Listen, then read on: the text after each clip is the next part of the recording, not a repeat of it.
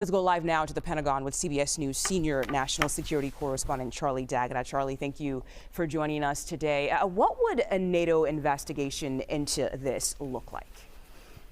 Yeah, well, it's a good question because it's a broad question because it depends on the NATO partners that are in that area. Now, one great advantage is that the United States is heavily invested in Poland. There are sort of matching partners. So the United States and the Poles are there, and there's something like 10,000 troops there. And the reason I mention that is because they're going to have next level surveillance and security anywhere where there's going to be U.S. troops in any kind of harm's way.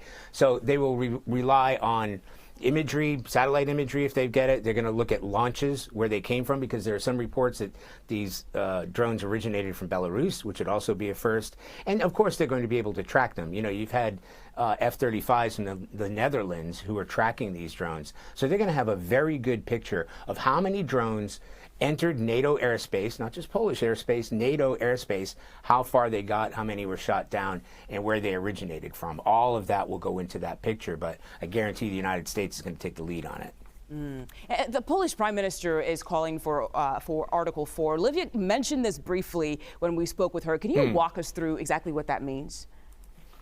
Yeah, it's this very specific category because we all know Article 5, but Article 4 is one step down from that. And I was just writing it down as it came on air. It's whether to determine whether the territorial integrity, political independence, or security of any of its parties is threatened. The territorial integrity. So they'll have to look into exactly that. And I think Poland, the Polish Prime Minister, was the one who triggered this through NATO partners. He's got a pretty good case because he's got drones, physical drones, some that were shot down. He's got the evidence. And again, putting together those satellite pieces and the tracking that they would have got from some of those NATO aircraft. And there are NATO surveillance aircraft all up there all the time. So they're going to have a pretty good picture, and that might come into question. And that is one step down from Article 5.